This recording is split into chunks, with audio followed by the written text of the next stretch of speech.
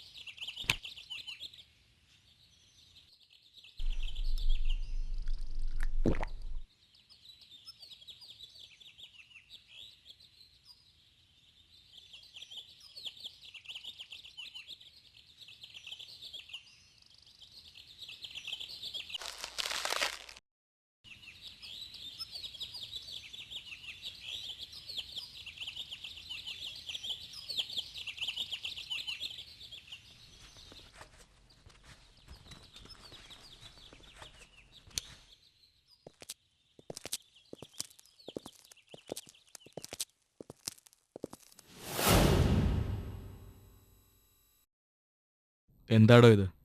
ഇതൊക്കെ മോശമല്ലേ? അത് ചോദിക്കാൻ താനാരാ? ഞാനൊരു ക്രിമിനൽ ലോയറാ. പേര് ക്രിസ്റ്റഫർ. അമ്മച്ചി എന്നെ ക്രിസ്റ്റി എന്ന് വിളിക്കും. എൻ്റെ ആൻസിക്കും എന്നെ അങ്ങനെ വിളിക്കുന്നതായിരുന്നു ഇഷ്ടം. ഇയാളെന്തിനാ ഇതൊക്കെ എന്നോട് പറയുന്നേ? എന്തിനാണെന്നോ? എന്താ തൻ്റെ പേര്? ദേവൻ. താൻ എന്ത് ചെയ്യുക? എന്താടോ തൻ്റെ ജോലി? ഞാൻ പഠിക്കുക. MBA ആയിരിക്കും. Master of bad activities.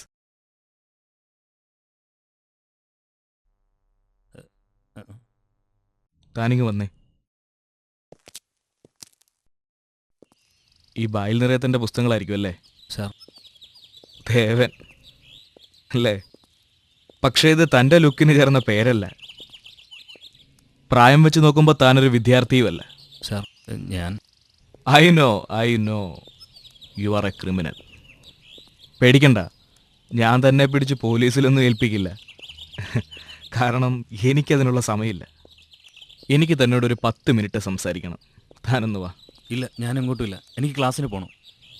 താൻ വീണ്ടും കള്ളം പറയുന്നു.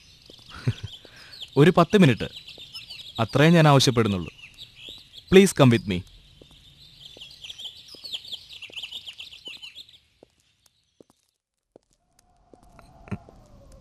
ഇരിക്കടോ. എന്താ തൻ്റെ ശരിക്കുള്ള പേര്? എൻ്റെ പേര് ബാബു എന്നാ. നല്ല കാറ്റ്. എന്നിട്ടും താനെന്തിനെങ്ങനെ വിയർക്കുന്നത്? തനിക്ക് ഇവിടെ നിന്ന് എഴുന്നേറ്റ് ഓടിയാൽ കൊള്ളാവുന്നുണ്ടല്ലേ? അതല്ല സാർ, സമയമില്ലാഞ്ഞിട്ടാ. കുറച്ച് കാര്യങ്ങളുണ്ടായിരുന്നു.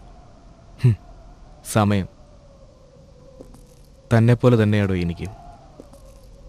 എനിക്കെന്നല്ല, എല്ലാവർക്കും അതുപോലെയാ.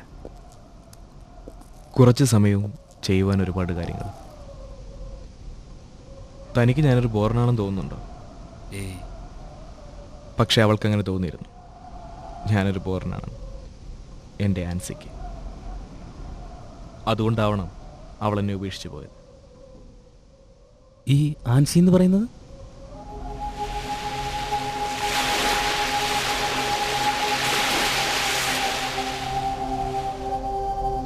മൈ വൈഫ്, എൻ്റെ ഭാര്യ. എനിക്ക് വേണ്ടി സ്വന്തം വീട്ടുകാരെ പോലും ഉപേക്ഷിച്ച് വന്നവൾ. എന്നാൽ എൻ്റെ ചെറിയ ചെറിയ ദുശീലങ്ങൾ എന്നെ വലിയ വലിയ തെറ്റിലേക്ക് നയിച്ചപ്പോൾ അതവൾക്ക് താങ്ങാനായില്ല. ഒരു വാക്ക് പോലും മിണ്ടാതെ അവൾ ഇറങ്ങിപ്പോയപ്പോൾ ഞാൻ അറിഞ്ഞിരുന്നില്ല അവൾ ഗർഭിണിയായിരുന്നു.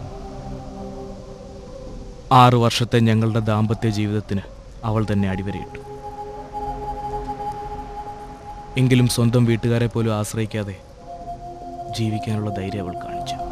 But now I am very happy. കാരണം ഇന്നെൻ്റെ കുഞ്ഞ് ജനിക്കുന്ന ദിവസമാണ്. ഡെലിവറിക്കായി എൻ്റെ ആൻസിയെ മെഡിക്കൽ കോളേജിൽ അഡ്മിറ്റ് ചെയ്തിരിക്കുകയാണ്. താൻ വിചാരിക്കുന്നുണ്ടാവും ഇത്രയൊക്കെ ആയിട്ടും ഞാനെന്താ അവളുടെ അടുത്ത് പോകാത്തതെന്നല്ലേ. അതിന് ചില കാരണങ്ങളുണ്ടെന്ന് കൂട്ടിക്കോ. പിന്നെ തനിക്കെന്നെ ഒന്ന് ഹെൽപ്പ് ചെയ്യാൻ പറ്റുമോ? അതിനെന്താ സാർ, ഞാൻ എന്താ ചെയ്യണ്ടേ? എൻ്റെ ആൻസിയുടെ കയ്യിൽ ഒന്നും ഉണ്ടാവില്ല, പണയം വെക്കാൻ പോലും ഒന്നും ഉണ്ടാവില്ല. എനിക്കിപ്പോൾ അവിടെ എത്താനും സാധിക്കില്ല. തനിക്ക് ഒരു 5000 രൂപ കടം തരാമോ?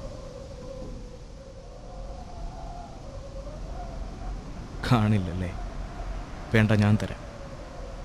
താൻ ഇത് അവിടെ വരെ ഒന്ന് എത്തിച്ചാൽ മതി, ഹോസ്പിറ്റലിൽ എൻ്റെ ആൻസിയുടെ അടുത്ത്. അതിനെന്താ സാർ, ഞാൻ എത്തിക്കാം. പക്ഷേ തന്നെ ഞാനെങ്ങനെ വിശ്വസിക്കും?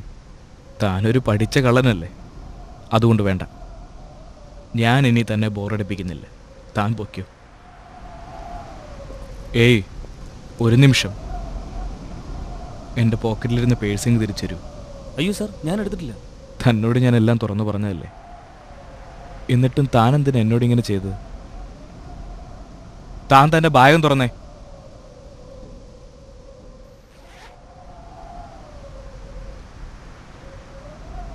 അതാ എൻ്റെ പേഴ്സ്, ആ ചോര പുരണ്ടത്.